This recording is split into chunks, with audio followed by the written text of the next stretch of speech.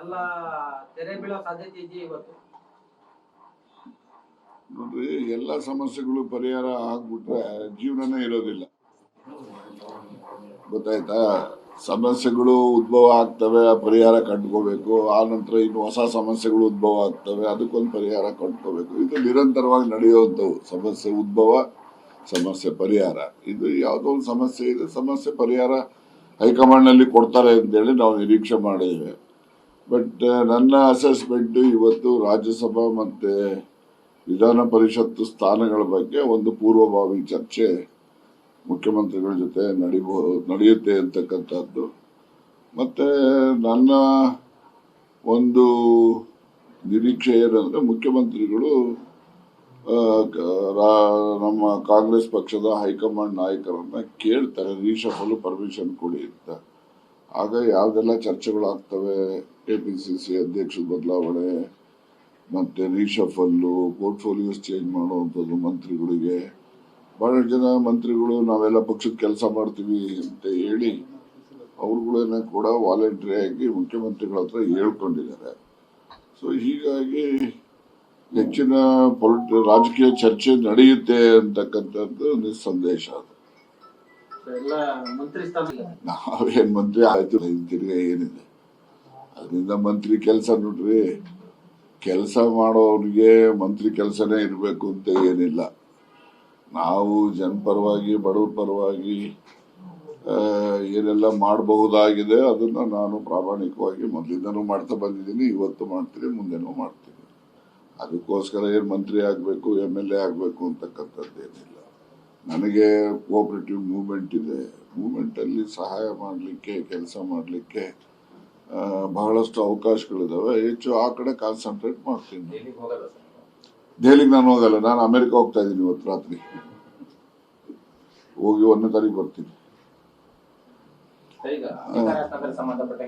ಯಾವುದು ಆಗ್ಬೇಕು? ನಾನು ಪದೇ ಪದೇ ನಿಮ್ ಮೂಲಕನೂ ಹೇಳಿದ್ದೀನಿ, ಪತ್ರದ ಮೂಲಕನೂ ಹೇಳಿದ್ದೀನಿ, ಈ ಗೊಂದಲ ನಿವಾರಣೆ ಆಗ್ಬೇಕು. ಈ ಗೊಂದಲ ನಿವಾರಣೆ ಆಗದಿದ್ರೆ ಪಕ್ಷಕ್ಕೂ ಕೂಡ ಡ್ಯಾಮೇಜ್ ಆಗ್ತದೆ, ಆಡಳಿತಕ್ಕೂ ಕೂಡ ತೊಂದರೆ, ಅದು ಕೂಡ ಡ್ಯಾಮೇಜ್ ಆಗ್ತದೆ, ಎಫೆಕ್ಟಿವ್ನೆಸ್ ಹೋಗ್ತದೆ. ಈಗ ಅಧಿಕಾರಿಗಳು ನೋಡಂತಾಳಪ್ಪ, ಇದೇನೋ ಇದಂತೆ ಅದಂತೆ, ಮಂತ್ರಿ ಬದಲಾಗ್ತಾರಂತೆ, ಮುಖ್ಯಮಂತ್ರಿ ಬದಲಾಗ್ತಾರಂತೆ ಅಂತಕ್ಕಂಥದ್ದು ಎಲ್ಲೋ ಒಂದು ಸಂಶಯ ಅವ್ರ ತಲೆನಲ್ಲೂ ಇರ್ತದೆ.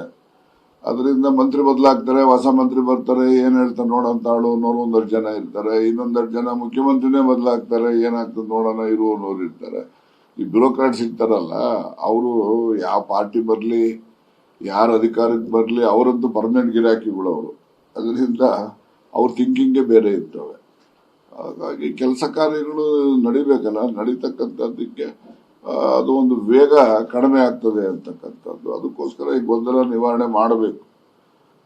ಮುಖ್ಯಮಂತ್ರಿಗಳನ್ನ ಮುಂದುವರಿಸೋದು, ಅವರಿಗೆ ರೀಶಫಲ್ಗೆ ಅವಕಾಶ ಕೊಡೋದು ಅಥವಾ ಬದಲಾವಣೆ ಏನು ಹೈಕಮಾಂಡ್ ತಲೆನಲ್ಲಿ ಏನಿದೆಯೋ ಅದನ್ನ ಅವರು ಜಾಗೃತಿ ತೀರ್ಮಾನ ಮಾಡಬೇಕು, ವಿಳಂಬ ಮಾಡಬಾರದು ಅಂತಕ್ಕಂಥದ್ದು ನನ್ನ ಒಂದು ಬೇಡಿಕೆ. ನೀವು ಕೂಡ ಸಾಕಷ್ಟು ಹಿರಿಯರಿದ್ದೀರಿ, ಡೆಲ್ಲಿ ಮಟ್ಟದ ಕಾಂಟ್ಯಾಕ್ಟ್ ಇರುವಂತ ಮುಖ್ಯಮಂತ್ರಿ ಬದಲಾವಣೆ ಆತರದ ಏನಾದ್ರು ಇದೆಯಾ ಸರ್? ಎಲ್ಲಿ ಮುಖ್ಯಮಂತ್ರಿ ಬದಲಾವಣೆ ಚರ್ಚೆ ಆತರದ ಏನಾದ್ರು ಇದೆಯಾ? ನೋಡಪ್ಪ, ಅವ್ರ ತಲೆನಲ್ಲಿ ಏನಿದೆ ಅಂತೇಳಿ ನಾವು ಊಹೆ ಮಾಡ್ಲಿಕ್ಕೆ ಆಗೋದಿಲ್ಲ. ಇದ್ರೂ ಇರ್ಬೋದು, ಇಲ್ಲದೇ ಇದ್ರೂ ಇರಬಹುದು.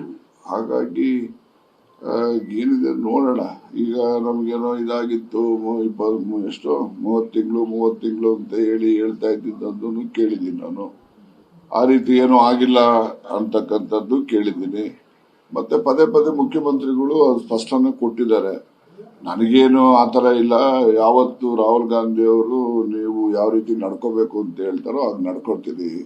ಅವ್ರು ರಿಸೈನ್ ಮಾಡಿದ್ರೆ ಒಂದೇ ಒಂದು ಕ್ಷಣನೂ ಕೂಡ ನಾನು ಕಾಲ ವ್ಯಯ ಮಾಡೋದಿಲ್ಲ, ರಾಜೀನಾಮೆ ಕೊಡ್ತೀನಿ ಅಂತಲೂ ಹೇಳಿದ್ದಾರೆ. ರಾಹುಲ್ ಗಾಂಧಿ ಅವರು ಹೇಳ್ತಾರೆ, ಹೈಕಮಾಂಡ್ ಅವರು ಹೇಳ್ತಾರೆ, ಅದನ್ನು ನಾನು ಪಾಲಿಸ್ತೀನಿ ಅಂತ ಹೇಳಿದ್ದಾರೆ. ಅಷ್ಟು ಹೇಳಿದ್ಮೇಲೆ ಗೊಂದಲ ಏನಿಲ್ಲ. ನಾವು the ball is in the court of the high command. ಅವರು ಅದ್ರ ಬಗ್ಗೆ ತೀರ್ಮಾನ ಮಾಡಬೇಕು. ಸರ್, ಎಲ್ಲರಿಗಿಂತ ಮುಂಚೆ ಸೆಪ್ಟೆಂಬರ್ ಕ್ರಾಂತಿ ಅಂತ ಹೇಳಿ ಶುರು ಮಾಡಿದ್ದೆ ತಾವು. ಅಂದ್ರೆ ಸೆಪ್ಟೆಂಬರ್ ಮುಗಿದು ಮತ್ತೊಂದು ಸೆಪ್ಟೆಂಬರ್ ಬರ್ತಾ ಹೋಯ್ತು, ತುಂಬಾ ಡಿಲೇ ಆಯ್ತಾ ಅಂತ? ಡಿಲೇ ಅಂತ ಸೆಪ್ಟೆಂಬರ್ ಕ್ರಾಂತಿ ಮತ್ತೆ ನಾನು ಆಗಿಂದಾಗೆ ಹೇಳ್ತಕ್ಕಂಥದ್ದು ಇವೆಲ್ಲ ರಾಜಕಾರಣದಲ್ಲಿ ಸರ್ವೇ ಸಾಮಾನ್ಯವಾಗಿ ನಡೆಯುವಂಥವೇ. ರಾಜಕಾರಣ ಅಂತಕ್ಕಂಥದ್ದು ಅದು ಹರಿತಕ್ಕಂಥ ನೀರೇ ಹೊರತು ನಿಂತ ನೀರಾಗೋದಿಲ್ಲ. ಅದು ಅದರಿಂದ ಸೆಪ್ಟೆಂಬರ್ ಇದೆ, ಡಿಸೆಂಬರ್ ಆಗ್ತದೆ ಅನ್ಕೊಂತೀವಿ. ಈಗೇನು ಬರೀ ಕಾಂಗ್ರೆಸ್ನ ಗಮನದಲ್ಲಿ ಇಟ್ಕೊಂಡೆ ಕ್ರಾಂತಿ ಪ್ರಶ್ನೆ ಮಾಡಬೇಡಿ.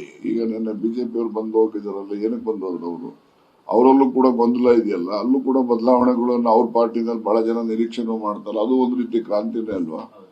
ಬರೀ ಒಂದೇ ಪಕ್ಷಕ್ಕೆ ಸೀಮಿತವಾದಂತ ಬದಲಾವಣೆಗಳನ್ನ ನಾವು ನಿರೀಕ್ಷೆ ಅಲ್ಲ, ಎಲ್ಲ ಪೊಲಿಟಿಕಲ್ ಪಾರ್ಟಿಲೂ ಕೂಡ ನಡೀತಾ ಇರ್ತವೆ. ಸರ್, ಇನ್ನೊಂದು ಮಾತು ಹೇಳಿದ್ರಿ ನೀವು, ಅಧಿಕಾರ ಹಸ್ತಾಂತರ ಆದ್ರೆ ಮುಖ್ಯಮಂತ್ರಿ ನಂತರದಲ್ಲಿ ದಲಿತ ಸಿಎಂ ಕೊಡಬೇಕು, ಪರಮೇಶ್ವರಿಗೆ ಕೊಡಬೇಕು ಅನ್ನೋ ಆ ಹೇಳಿಕೆಗೆ ಅದು ಇವತ್ತು ಬರ್ತಾ ಇದ್ದೀನಿ. ನಾನು ಹೇಳ್ತಕ್ಕಂಥದ್ದು ನಮ್ಮ ಅಭಿಪ್ರಾಯ ಅಷ್ಟೇ, ಅಂತಿಮವಾದ ನಿರ್ಣಯ ಹೈಕಮಾಂಡ್ ಅವ್ರದ್ದೇ. ನಮ್ಮ ಅಭಿಪ್ರಾಯ ಹೇಳಲಿಕ್ಕೆ ಪ್ರಜಾಪ್ರಭುತ್ವ ವ್ಯವಸ್ಥೆನಲ್ಲಿ ಅವಕಾಶಗಳಿದ್ದಾವೆ, ಗೊತ್ತಾಯ್ತಾ? ಆ ಒಂದು ಇದರಲ್ಲಿ ನಾನು ಅಭಿಪ್ರಾಯ ಸೂಚನೆ ಮಾಡಿದ್ದೀನಿ.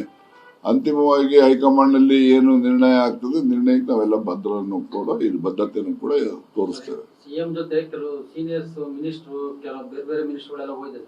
ಮಂತ್ರಿ ಸ್ಥಾನ ಕಳ್ಕಣ ಭೀತಿಲಿ ಹೋಗಿದಾರ ಅಥವಾ ಉಳಿಸ್ಕಣ ಭೀತಿಲಿ? ಇಲ್ಲ, ಅವನ್ನೆಲ್ಲ ಕನ್ಸಲ್ಟ್ ಮಾಡ್ತಾರೆ. AICC ನಲ್ಲಿ ಮಂತ್ರಿ ಬಹಳಷ್ಟು ಜನ ಮಂತ್ರಿಗಳು, ಸೀನಿಯರ್ ಮಂತ್ರಿಗಳ ಪಕ್ಷದ ಕೆಲಸಕ್ಕೆ ನಮ್ಮನ್ನು ನಿಯೋಜನೆ ಮಾಡಿ ಅಂತಕ್ಕಂಥ ಬೇಡಿಕೆನೂ ಕೂಡ ಈಗಾಗಲೇ ಮುಖ್ಯಮಂತ್ರಿಗಳಲ್ಲಿ ಇಟ್ಟಿದ್ದಾರೆ. ಅದರಿಂದ ಮುಖ್ಯಮಂತ್ರಿಗಳು ಹೋಗುವಂತ ಕಾಲದಲ್ಲಿ ಎಲ್ಲರೂ ಹೋಗಿದ್ದಾರೆ ಅವ್ರ ಸ್ವಇಚ್ಛೆಯಿಂದ. ಯಾರು ಏನು ಬಂಧನ ಮಾಡಿ ಕರ್ಕೊಂಡು ಹೋಗೋದು, ದೂಡೋದು ಏನಿಲ್ಲ, ಸ್ವಇಚ್ಛೆಯಿಂದ ಹೋಗಿದ್ದಾರೆ. ಈಗ ನಮ್ದು ರೀಜನಲ್ ಪಾರ್ಟಿ ಅಲ್ಲ, ನಮ್ದು ನ್ಯಾಷನಲ್ ಪಾರ್ಟಿ. ನ್ಯಾಷನಲ್ ಪಾರ್ಟಿನಲ್ಲಿ ಲೀಡರ್ಸ್ಗಳನ್ನು ಭೇಟಿ ಮಾಡ್ತಕ್ಕಂಥದ್ದಕ್ಕೆ ಎಲ್ಲ ಮುಖಂಡರುಗಳು, ರಾಜ್ಯದ ಮುಖಂಡರುಗಳಿಗೆ ಅವಕಾಶ ಇದೆ. ಮತ್ತೆ ಅದು ಅಗತ್ಯನೂ ಕೂಡ.